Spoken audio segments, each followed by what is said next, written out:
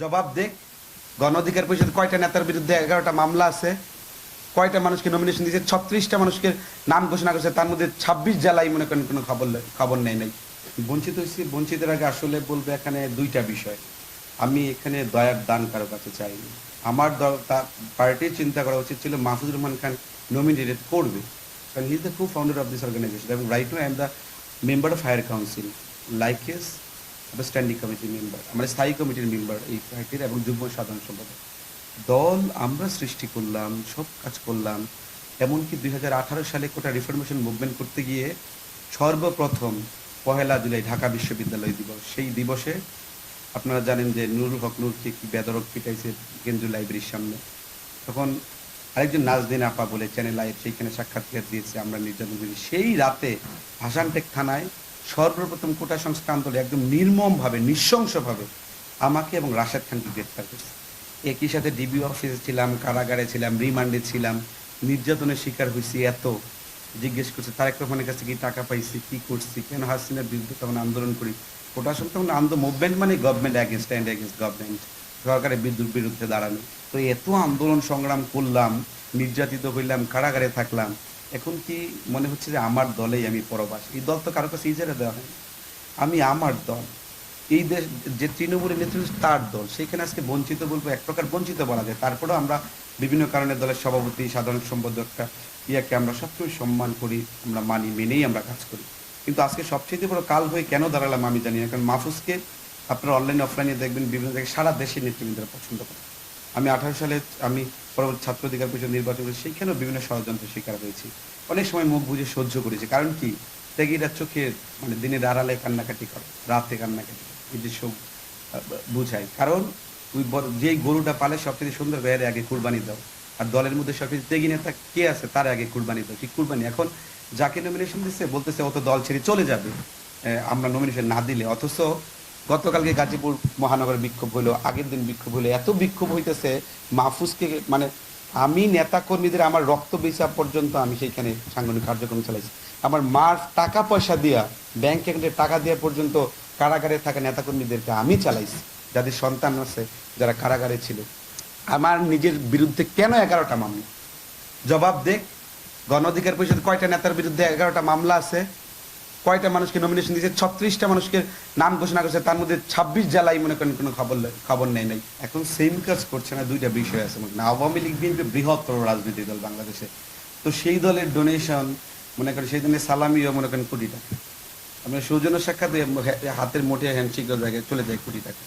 এটা হচ্ছে গণ অধিকার পরিষদ। তো আসলে আমরা মানুষের অল্প দিনে মানুষের দ্বার প্রান্তে পৌঁছেছি, কিন্তু এত মাস আমরা সমর্থক বা ওইভাবে আমরা সম্পৃক্ত করতে পারি না এখনো, যদিও ধীরে ধীরে আমাদের সব জায়গায় পৌঁছাইছে আমাদের বার্তা। সেখান থেকে আমি বলবো, আমি বলেছি যে মানে আপনার ডোনেশন ভিত্তিক মনোনয়ন বাণিজ্য, এটা মানেটা কি?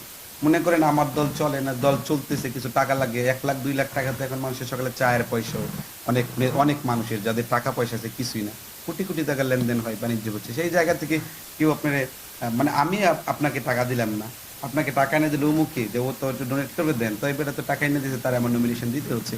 মানে what's the hell did he do that? That is one kind of great wrong word. I am sacrificed, I am dedicated, I am trusted person for this organisation. তো এখন ওইটা ভাইবা যদি মনে করা যে ডোনেশন বেসড আমাকে তাকে nomination দেয়, যে লোকরে দিছে এত নিজেই চা খাবেন, মানুষকে তো খাওয়াবে দূরের কথা, মানে সেই ক্ষমতা তো থাকতে হবে, সেই চিন্তা থাকতে হবে এবং মানসিক ধারণা থাকতে হবে যে আমি আমার রক্ত বিচ্ছিলে আমি আমার নেতাকর্মীদের চালাবো।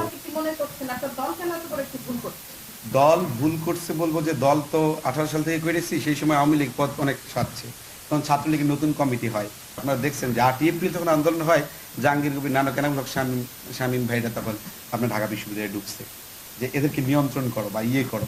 সেই সময় আমাদের এখানে অনেক বড় নেতা, আমরা যারা ছিলাম এরকম নেতা, তখন প্রোপ দিছে যে ছাত্রলীগের সভাপতি বানাবো আপনাকে, আপনার আন্দোলনটা একটু থামা। তখনও তো দেশ বিরাট উত্তাল অবস্থা সারা দেশে, তখন কতিপয় নেতৃবৃন্দ এমন রাজিও হয়েছে যে আমি ছাত্রলীগের সভাপতি হব বা সেক্রেটারি হব, তখন আমি ছাত্রলীগের পরিষদের জন্য কাজ করব। কিন্তু আলটিমেটলি আমরা তো জানি, আপনারা জানেন, আপনারা অবশ্যই গণমাধ্যম কর্মী বা ভাইরা যারা আছেন, বোনেরা আছেন, জানেন যে সোহাগ, জাকির কমিটি, জাকির কিন্তু শিবির সমর্থিত নেতা এবং টিউলিপ সিদ্দিকের সুপারিশে তারা কিন্তু ছাত্রলীগের সাধারণ সম্পাদক বানানো হয়েছে। সে কি পরবর্তী শিবিরের জন্য কাজ করছে? সে তো হাসিনার জন্য কাজ করছে, সে তো করে নাই। তার মানে যে লঙ্কায় যায় সে রাবণের ভূমিকা অবতীর্ণ হয়। তো ছাত্র অধিকার পরিষদ থেকে নিয়ে বগিচগি দিয়ে তাদের ছাত্রলীগের নেতা বানাইবো, পরে ছাত্র অধিকার পরিষদের কাজ করবে, এটা আশায় ঘুরে বালি ছাড়া কিচ্ছু না। তাও that means one kind of was টোপ, যেটা টোপ ছিল বা আমাদের নেতৃবৃন্দকে আমরা পড়তে দেইনি। তার মানে কি ভুল করতে পারে, তারা ভুল করতে পারে, আমরা সেই জন্য বলছি আপনার ভুল হতে পারে। শুভবোধের উদয় হোক। বঞ্চিত হলেন, আপনার সাথে যে এত বড় একটা অনিয়ম করা হলো, অন্যায় করা হলো, সেটার ক্ষেত্রে আমি দেখেছি আপনি একদম সরাসরি প্রতিবাদ জানালেন। আপনার এই প্রতিবাদটা আসলে অন্যান্য ত্যাগী নেতাদের জন্য কতটা ফল বহন করবে বলে আপনি মনে করেন বলে শেষ করবেন?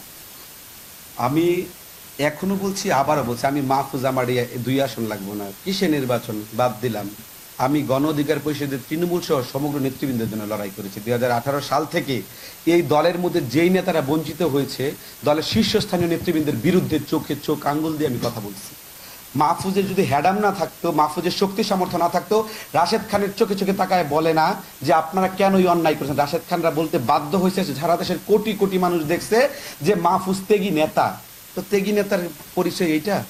তো রাশেদ খান কোত্থেকে হয়েছে?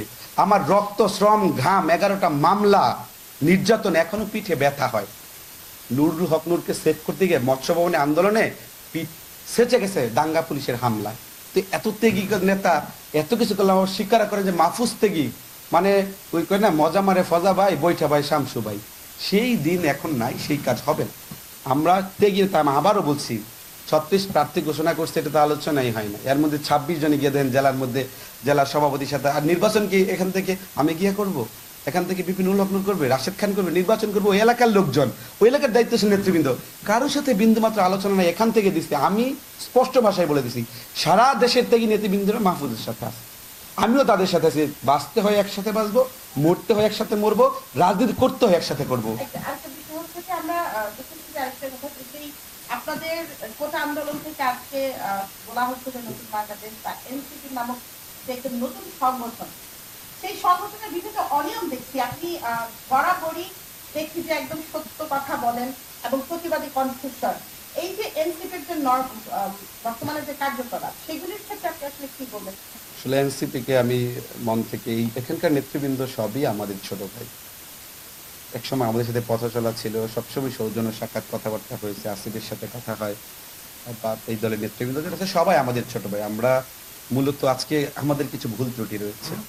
আমরা জুলাইটাকে অনেকে মনে করছি এটা আমাদের পৈতৃক সম্পত্তি।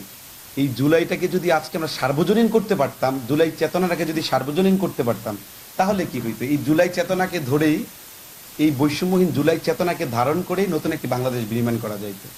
অত্যন্ত দুঃখের সাথে বলতে, কতিপয় লোক আগে মনে করেন টাকা পয়সা চোখেই দেখে নাই, তখন পাইয়ার হুঁশ, অল্প পানির মাছ বেশি পানিতে পড়লে যে অবস্থাটা হয় আর কি, মানে হাহুস তাস করতে, মানে বুঝতেছে না কি করবে। সেখানে অনেক ধরনের নেতৃবৃন্দ যারা মনে করেন 2 পয়সার মালিক ছিলেন, তারা মনে করেন কোটি কোটি টাকার মালিক হয়ে গেছে ওই দিনের শর্ট টাইম। এখন আমার কাছে টাকাগুলো আইলো থেকে, আসলো থেকে? এই যে চেতনার একটি জায়গা, জুলাই চেতনা কি ছিল? বৈষম্যহীন সোনার বাংলা গঠন করবো। এখন দেখা যায় আমি বৈষম্যহীন করে, আমি বৈষম্য মানুষের সাথে করতেছি, আমি ধান্দাবাজ করতেছি, আমি তদবির বাণিজ্য করছি। এগুলো তো already clear this country right now. তো এগুলো ক্লিয়ার হয়ে গেছে অলরেডি যে আমি বৈষম্য করতেছি, আমি অর্থ বাণিজ্য, টেন্ডার বাণিজ্য, বিভিন্ন জায়গায় তদবির বাণিজ্য দেখতেছি। এগুলো আমাদেরকে প্রচুর পরিমাণ কষ্ট দেয়।